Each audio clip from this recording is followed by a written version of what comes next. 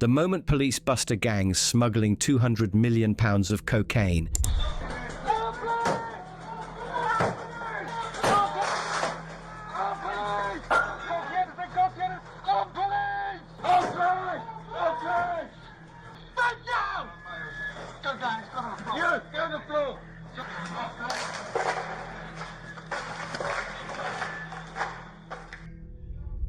on the surface, it looked like just another shipment of fruit, 41 pallets of bananas shipped from Colombia and delivered to a warehouse in North London. Nothing unusual, nothing to raise suspicion. But inside those crates was one of the biggest cocaine hauls the UK had ever seen. By the time the shipment reached Tottenham, the drugs were already gone. Border officers had intercepted the consignment days earlier.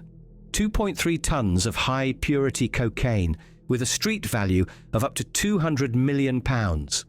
What they left behind was bait.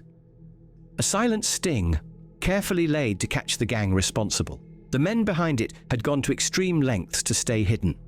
They used a real company, Agro Food Limited, as cover. They wore high-vis jackets, installed tinted security glass, and ran their warehouse like any other food importer.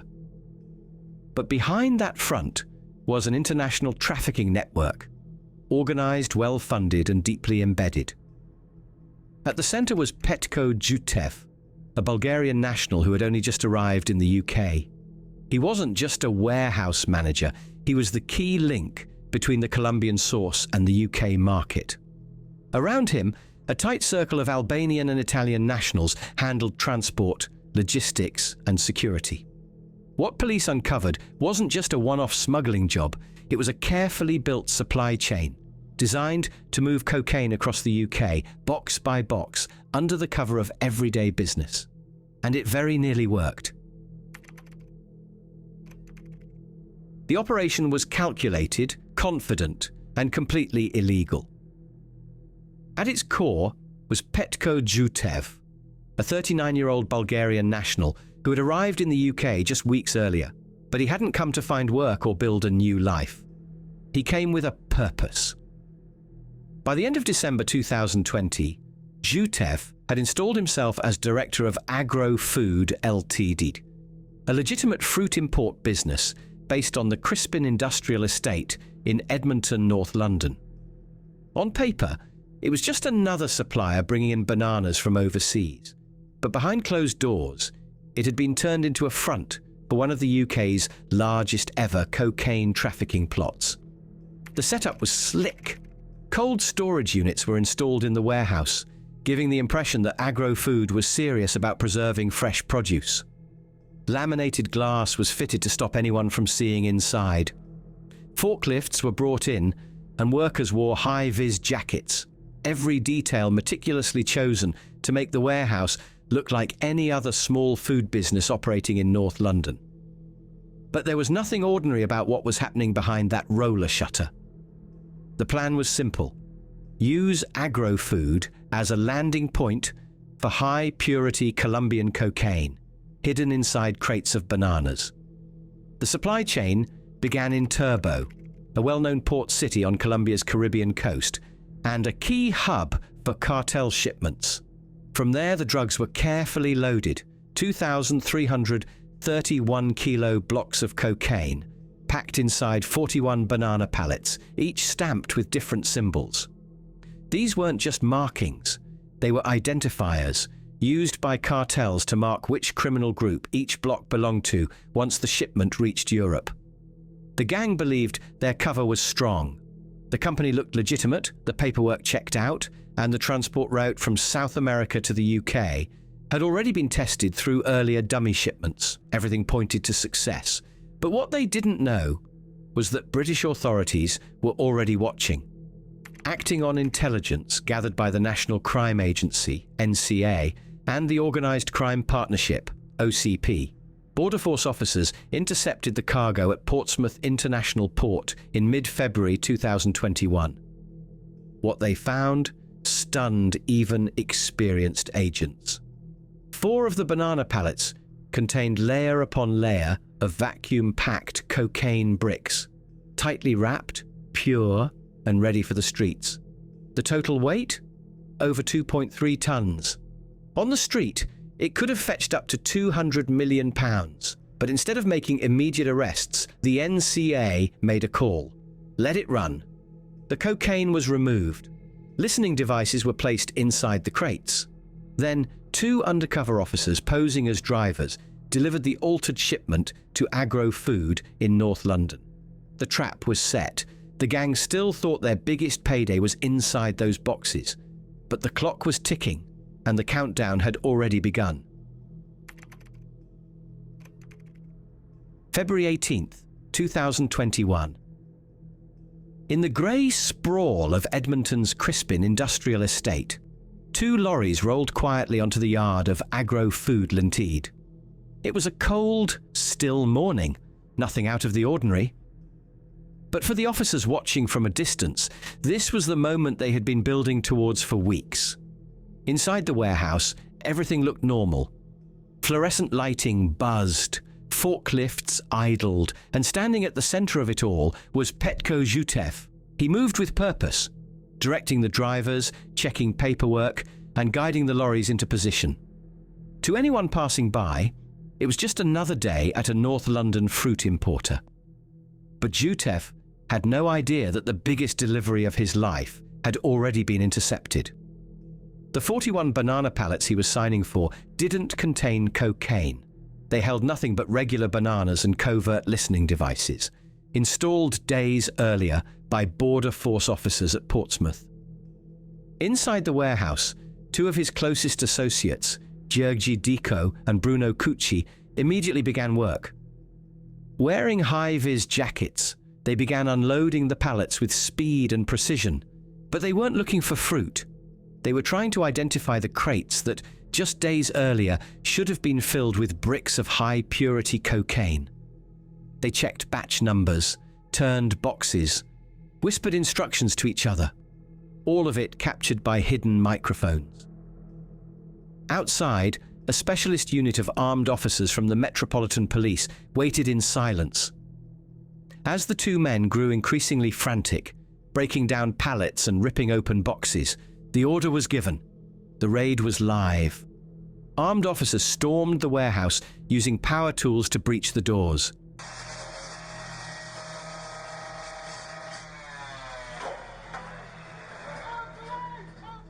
Within seconds, the operation unraveled. Zhutev, Diko, and Cucci were arrested on the spot.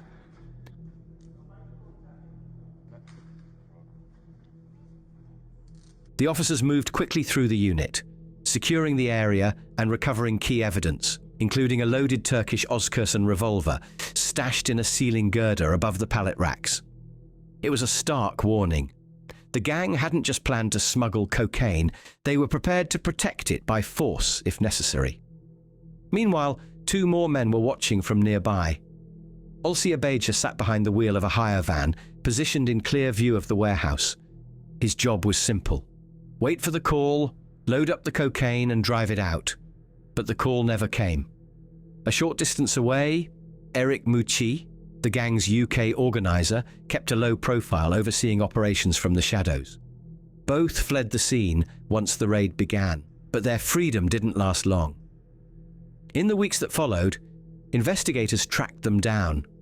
At a flat connected to the pair, officers uncovered 37 kilograms of cocaine, drug packaging equipment, and live ammunition. The evidence was clear. This wasn't a new venture. The supply chain was already running, and it had been for some time. The sting at Agro Food had worked. The gang's biggest move had become their biggest mistake. At the heart of the banana box smuggling plot were 5 men. Each played a key role. Each knew exactly what they were there to do. Together, they formed a disciplined, structured network that operated more like a covert business unit than a street gang, carefully managing logistics, distribution, and security in one of the most ambitious cocaine importation attempts ever seen in the UK. Leading the UK side of the operation was Petko Zhutev, a 39-year-old Bulgarian national who arrived in Britain in January 2021. Just weeks after entering the country, he became the director of Agro Food Ltd, a long-standing fruit import business based in Edmonton, North London. It was a perfect cover.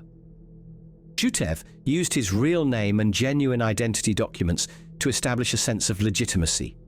Behind the scenes, he orchestrated the entire infrastructure, leasing the warehouse, coordinating with the transport company, hiring refrigeration services, and overseeing bank transactions through company accounts. But his most crucial role was communication.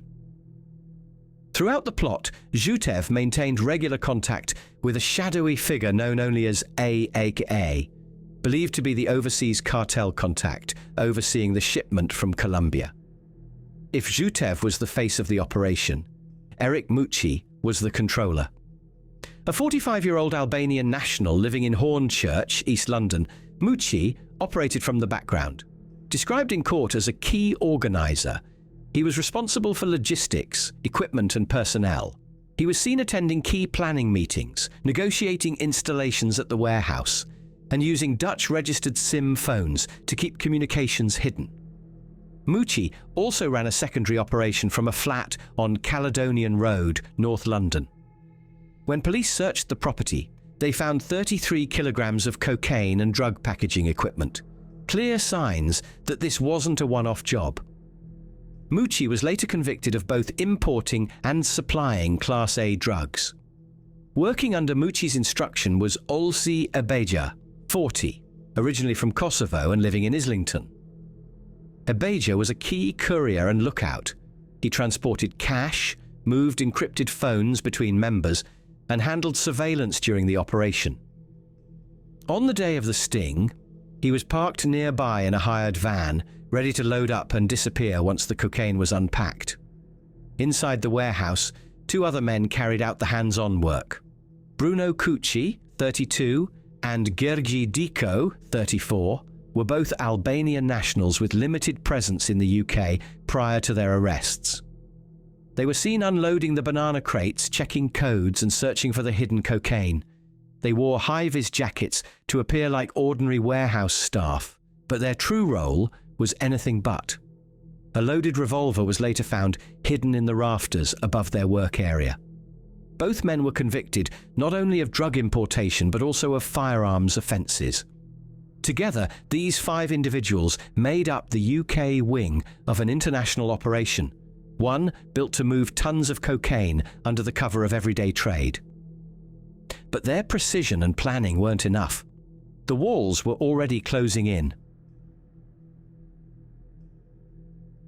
What followed was one of the most complex drug trials seen at the Old Bailey in recent years. The courtroom was packed with evidence. Dozens of surveillance logs, encrypted mobile data, forensic samples from the warehouse, and covert audio recordings hidden inside banana boxes. It wasn't just a case of proving drugs were involved. Prosecutors needed to show each man's role in a criminal enterprise that spanned continents. Petko Jutev, the gang's UK coordinator, initially denied all involvement.